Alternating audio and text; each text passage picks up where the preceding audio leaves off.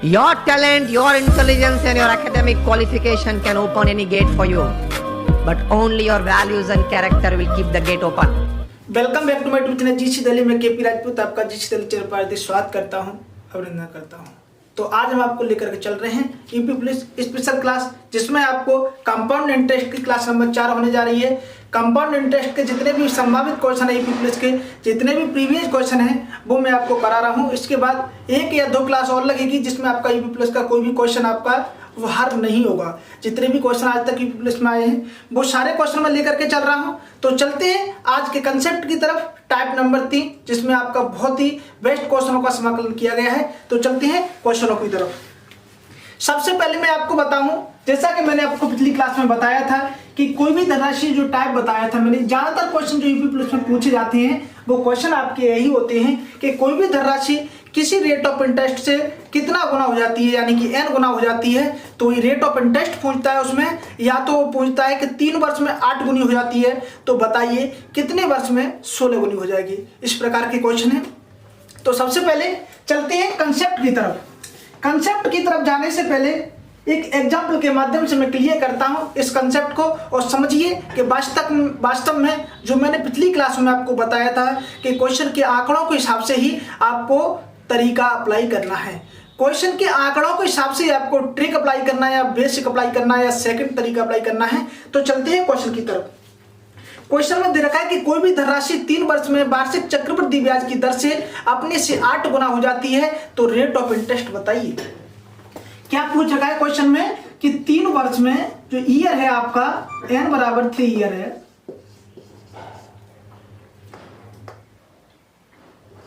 समय बराबर t बराबर 3 ईयर, n बराबर 8 गुना हो रहा है। मैं आपको इसका एक कंसेप्ट भी बताऊंगा, आप बगैर सॉल्व किए इस क्वेश्चन को सॉल्व कर सकते हो, डायरेक्ट आंसर बता सकते हो। लेकिन मैं उससे पहले बताता हूं कि वास्तव में इसका कंसेप्ट क्या होता है। तो सबसे पहले देखिए, इसमें एक आपका सूत्र दिया होता है, शायद आपने पढ़ा हो या नहीं पढ़ा हो, लेकिन इसका ध्यान रखना है कि जब कभी भी रेट ऑफ इंटरेस्ट पूछा हो चक्रवृद्धि ब्याज के अंदर, तो r% इक्वल टू हम यहाँ पर लिखते हैं n, जो भी n है, n की पावर 1/t माइनस का 1 इंटू 100%। ये आपका रेट ऑफ इंटरेस्ट निकालने का एक सूत्र होता है कि r% इक्वल टू n की पावर 1/t माइनस 1 इंटू 100। अब देखिए इसमें से रखिए, उसके बाद बताते हैं हम कि किस प्रकार से इसमें आप डायरेक्ट सॉल्व भी कर सकते हो। n का मान इसमें दे रखा है कि 3 होगा, नहीं सॉरी, n का मान 8 दे रखा है आपको, 1/t, t का मान 3 दे रखा है, 1/3 माइनस 1 इंटू 100। आगे देखिए, जब 8 की पावर 1/3 हो गया यहाँ पर, इसका मतलब 8 का क्यूब करना पड़ेगा, तो 1/3 है वो सिर्फ किस में रह जाएगा, वो 1 रह जाएगा। यदि मैं 8 कितने का क्यूब होता है, 2 का क्यूब कितना होगा, 8 होगा, इंटू 1/3, क्योंकि 1/3 पहले से इसमें दे रखा है, माइनस का 1 होगा यहाँ पर, इंटू का 100%। अब 2 की पावर 3 से 3 कट जाएगा, 2 बचेगा, 2 में से 1 जाएगा, 1 बचेगा, और 1 का किसी भी संख्या में गुना करे हुए वह संख्या उतनी ही रहती है। तो 100% आपका इस क्वेश्चन का आंसर हो गया, यानी कि जो रेट ऑफ इंटरेस्ट होगी वो 100% रही होगी। इसलिए जो राशि है वो 3 ईयर में कितना गुना हो जाती है, 8 गुना हो जाती है। तो चलते हैं, अब बताते हैं आपको। यहां पर एक चीज देखना, आप क्वेश्चन बहुत ही अच्छा है, यहां पर एक चीज देखना कि वास्तव में यहां पर क्या हो रहा है। आपको एक फॉर्मूला लगाने की जरूरत नहीं है। जब कभी भी आपको इस प्रकार का क्वेश्चन दे रखा हो, आप समझ लेना कि जो ए वाला जो संख्या दे रखी है, कितने गुना वाली संख्या दे रखी है, उस गुना वाली संख्या को ये देखिए बस कि कितने का क्यूब है, और जो क्यूब होगा ना यहाँ पर 3 है तो क्यूब होगा, ये फिक्स है आपका कि जितनी भी ईयर दे रखी है वो उतने ही की पावर होगी यहाँ पर। तो 8 कितने का क्यूब होता है आपको पता है कि सर 2 का क्यूब होता है, तो 2 ही मान के चलिए कि 8 कितने का क्यूब होता है 2, और 2 में से 1 घटा दीजिए और 1 का 100% में गुणा करिए। मतलब यहाँ पे आपको ध्यान रखना भाई, यहाँ पर 2 हो गया, 2 में से 1 घटा दिया और 1 का मतलब हो गया कि 100 में गुणा करोगे तो 100% ही रहेगा। दोबारा से ध्यान देना, मैं क्या कहना चाह रहा हूं कि यदि आपका किसी भी संख्या में जहां पर यहां पर गुना दे रखा हो कि भाई उस धनराशि 8 गुना हो जाती है या 16 गुना हो जाती है, तो एक चीज दिखाई देगी यहां पर कि आपको पता चलेगा जो यहां पर ईयर दे रखे होंगे ये उतना ही पावर होगा, इसका उतना ही पावर बन के आएगा।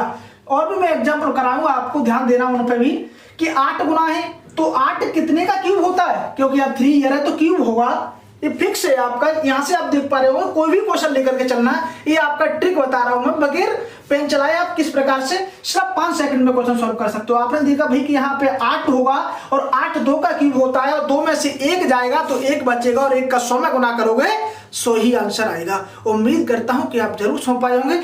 चलती है नेक्स्ट क्वेश्चन की तरफ और इस कंसेप्ट को क्लियर करती हैं। देखते रहिए हमारे YouTube channel GC Delhi.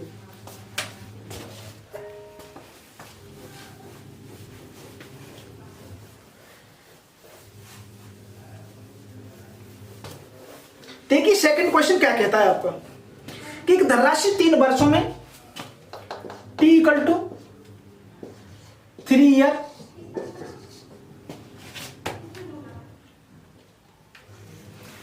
t equal to 3 year है आपका, और धनराशि जो गुना होती है n बराबर 1.331 गुना हो जाती है। 3 साल में कोई धनराशि 1.331 गुना हो जाती है, तो बताइए रेट ऑफ इंटरेस्ट R% क्या होगा, R% क्या होगा, यानी कि रेट ऑफ इंटरेस्ट उस संख्या का क्या होगा। कोई भी धनराशि आपकी 3 साल में 1.331 गुना हो जाती है, तो बताइए रेट ऑफ इंटरेस्ट क्या होगा।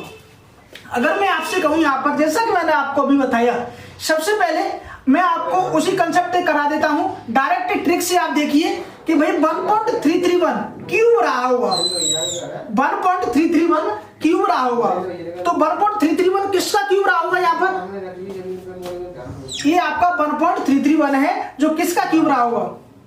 आप देखिए 1.1 का क्यूब होता है कितना 1.331, 1.1 का गुना करोगे 1.21 आएगा और 1.2 का फिर गुना करोगे, यानी कि 11 का जो क्यूब होता है वो कितना होता है 1331 होता है, 1331 होता है, लेकिन यहाँ पर पॉइंट लगा हुआ है 1 के बाद 1.331।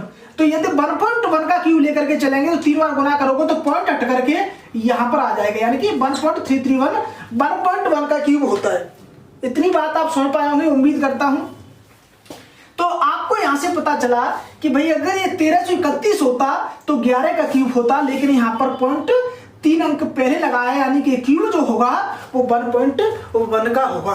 अब 1.1 का क्यूब होगा तो 1.1 में से यदि आप 1 माइनस कर देते हो तो यहाँ पर 0.1 बचता है और 0.1 का 100 में मल्टीप्लाई करोगे तो 10 बचेगा, यानी कि 10% आपका इस क्वेश्चन का आंसर आ गया। आपने देखा 1.331, आपने यहाँ डायरेक्ट लिखोगे 1.1 माइनस का 1 इक्वल टू 0.1 इंटू 100, यानी कि रेट ऑफ इंटरेस्ट आपका 10% आ जाएगा।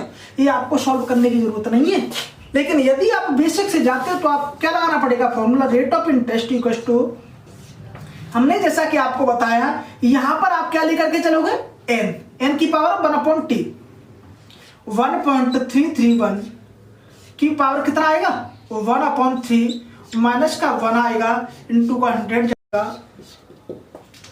आगे क्या करोगे आप 1.331, अब देखिए कि कितने का क्यूब रहा होगा, 1.3 है यहाँ पर, तो ये क्यूब रहा होगा किसी भी संख्या का, यानी कि ऐसी संख्या रही होगी जिसमें 3 का भाग चला जाए। कैसी संख्या रही होगी यहाँ पर जिसमें 3 का भाग चला जाए, तो 1.1 का क्यूब करोगे आप यहाँ पर इंटू 1/3 करोगे माइनस का 1 करोगे इंटू 100।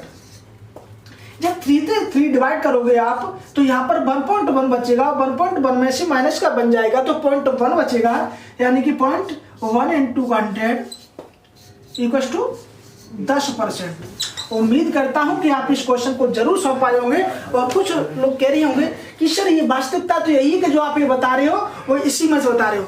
ये बात हमेशा ध्यान रखना कि ट्रिक जब कभी भी बनता है तो आपका बेसिक से ही निकल के जाता है। कोई भी ट्रिक नया नहीं बनता, विदाउट कंसेप्ट के कोई भी ट्रिक अप्लाई हो ही नहीं सकता है। इसलिए मैंने आपको बताया था कि इतनी कैलकुलेशन से बचने के लिए ये बहुत ही आसान तरीका है कि भाई ये कितने का क्यूब होगा, 1.1 का क्यूब होगा, यानी 1.1 का जो क्यूब होगा यहाँ पर 3 दे रखा है, इसका मतलब माइनस का 1 होगा। इसमें से -1 घटा देंगे क्योंकि यहाँ पे आता है, -1 कर दीजिए, 100 का गुना कर दीजिए, वही आपका आंसर होगा। बहुत ही आसान तरीके से मैंने इसे समझाने की कोशिश की। और चलते हैं नेक्स्ट कंसेप्ट की तरफ। देखिए जो नेक्स्ट टाइप का क्वेश्चन है, मैं पिछली क्लास में 1-2 क्वेश्चन करा चुका था, लेकिन वो तरीका जो मैंने आपको डायरेक्टली करा दिया था, अब बताते हैं कि किसी भी क्वेश्चन को आप विदाउट सॉल्व किए किस प्रकार से सॉल्व कर सकते हो। चक्रवृद्धि ब्याज के अंदर कोई भी क्वेश्चन ऐसा नहीं होगा जो आप लगभग 10 से 15 सेकंड से ज्यादा समय लो यूपी प्लस के लिए। इतना ध्यान रखना, बशर्ते आपको उतनी प्रैक्टिस करनी है जितनी की मैं करा रहा हूं। तो चलते हैं नेक्स्ट क्वेश्चन की तरफ। एक धनराशि चक्रवृद्धि ब्याज पर 5 वर्षों में दोगुनी हो जाती है। एक धनराशि चक्रवृद्धि ब्याज पर 5 वर्षों में दोगुनी, आगे दे रखा है क्वेश्चन में कि ब्याज की दर पर वह कितने वर्षों में 8 गुनी हो जाएगी। कितने वर्षों में 8 गुनी हो जाएगी। क्वेश्चन में दे रखा है कि कोई भी धनराशि 5 वर्षों में दोगुनी हो जाती है और कितने वर्षों में वो अपने से 8 गुनी हो जाएगी। यहां पर हमने आपको एक चीज बताई कि यहां पर जो आपका क्वेश्चन सॉल्यूशन निकलता है वो ये निकलता है। पिछली क्लास में मैंने आपका एक एग्जांपल इस माध्यम से कराया। मैंने कहा आपसे जब भी आप T2 को निकालने जाओ, T2 को जब भी आप निकालने जाओ तो आपको एक बात ध्यान देना है, T1 है, T1 का गुना इंटू T1 इंटू पावर किसकी, इसकी। ये बात ध्यान रखना कि दो जब भी यहाँ पर कोई भी संख्या दे रखी हो उसकी कितनी पावर करें कि यहाँ पर जो भी संख्या दे रखी है उतनी आ जाए। कितनी पावर इसकी करें कि जो दूसरी वाली संख्या दे रखी है उसके बराबर हो जाए। आप कहोगे सर यदि आप 2 की पावर 3 कर देते हो, यहाँ पर 2 की पावर यदि 3 कर देते हो तो इसका मतलब क्या हो गया, 8 हो गया, और 8 इस 8 के बराबर हो गया। और यही हम चाहती हैं कि जो भी यहाँ संख्या दे रखी हो आपकी उतनी ही पावर इस संख्या की कर दीजिए जिससे उसका आंसर बराबर हो जाए। हमने कहा 2 की पावर 3 कर दी हमने यहाँ पर, और ये 8 है तो 2 की पावर 3 करने पर ये 8 हो जाएगा, यानी कि बराबर हो गया।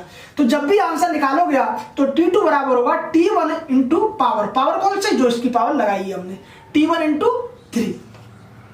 T1 आपका कितना है 5 इंटू 3 बराबर 15 साल आपका इस क्वेश्चन का आंसर हो गया। उम्मीद करता हूं कि आप जरूर समझ पाए होंगे। बहुत ही सिंपल कंसेप्ट, बहुत ही आसान कंसेप्ट है। अब चलते हैं इसके सूत्र की तरफ। जब तक इसे आप कॉपी कीजिए और नेक्स्ट क्वेश्चन की तरफ चलते हैं, देखते रहिए हमारे यूट्यूब चैनल जीसी दिल्ली। यदि वीडियो अच्छा लगता है तो शेयर जरूर करना।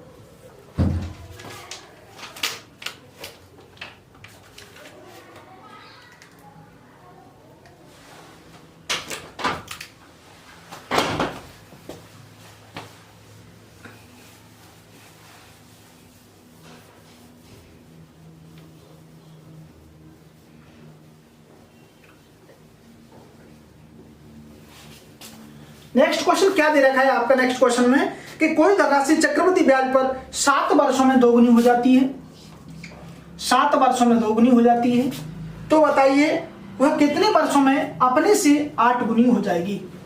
ये क्वेश्चन आपका SSC CGL यूपी पुलिस यानी कि 10+2 इतनी बार क्वेश्चन आया है कि आप समझ नहीं सकते हो। बार बार जब कभी भी क्वेश्चन चक्रवृद्धि ब्याज के अंदर से लिया जाता है यूपी पुलिस के लिए या CHSL के लिए, तो क्वेश्चन बस यही रहता है, ज्यादा से ज्यादा क्या करेगा, ये संख्याएं चेंज करेगा, जो कि मैंने अभी किया है यही फॉर्मेट में, वही बस संख्या चेंज करता है और यहाँ पर कोई संभावना बनती नहीं है। और ये ध्यान रखना, ये इसका क्यूब वर्ग इसके बराबर जरूर होगा।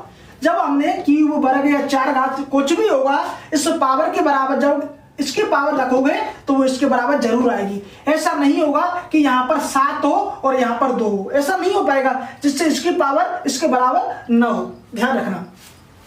आपने कहा कि सर इसका आंसर तो बड़ा ही आसान है कि T2 निकालना है, हमको समय दूसरा वाला निकालना है। हमें देखना है कि भाई ये 8 है यहाँ पर और इसकी कितनी पावर की जाए कि ये 8 हो जाए। अभी कि सर आपने बताया था यदि हम इसकी पावर 3 कर दें, यानी कि 2 का गुना इंटू 2 का गुना, तो पावर 3 हो जाती है, यानी कि आएगा 8, जो कि 8 ही यहाँ पर दे रखा है। तो ये क्या हो गया, ये आपस में बराबर हो गया। तो यहाँ पर 2 की पावर 3 है, इसका मतलब T2 बराबर T1 इंटू का पावर होगा।